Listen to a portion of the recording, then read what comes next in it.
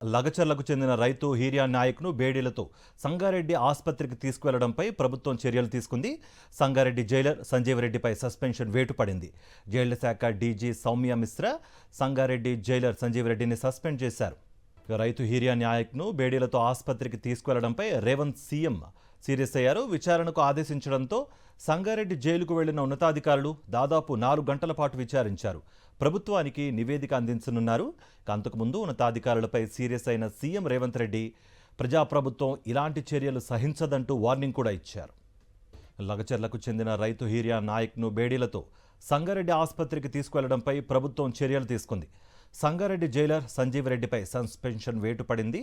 జైళ్ల శాఖ DG Soumya Mishra Sangareddy jailer సంజీవరెడ్డిని suspend చేశారు. రైతు హీరియా నాయక్ను బేడీలతో ఆసుపత్రికి తీసుకువెళ్లడంపై సీఎం రేవంత్ రెడ్డి సీరియస్ అయ్యారు.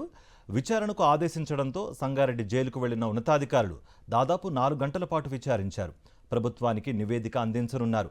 అంతకుముందు ఉన్నతాధికారులపై సీరియస్ అయిన సీఎం రేవంత్ రెడ్డి ప్రజాప్రభుత్వం ఇలాంటి చర్యలు సహించదంటూ వార్నింగ్ కూడా ఇచ్చారు.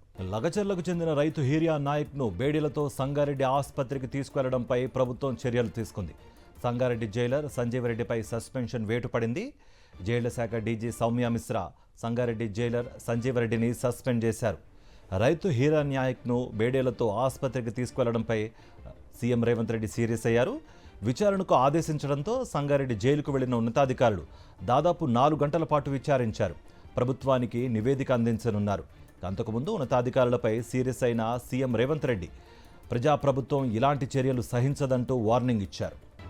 రైతుకు బేడీలు వేసి తీసుకువెళ్లడంపై సీఎం రేవంత్ రెడ్డి ఆగ్రహం వ్యక్తం చేశారు. ఈ ఘటనపై అధికారులతో ఆరా తీసి వివరాలు అడిగి తెలుసుకున్నారు. చికిత్స కోసం తీసుకెళ్తున్న రైతుకు బేడులు వేయాల్సిన అవసరం ఏమొచ్చిందని అధికారులపై ఆగ్రహం వ్యక్తం చేశారు. ఈ ఘటనపై పూర్తి విచారణ జరిపి నివేదిక సమర్పించాలని ఉన్నతాధికారులను ఆదేశించారు. ప్రజాప్రభుత్వం ఇలాంటి చర్యలు సహించదని హెచ్చరించారు సీఎం రేవంత్.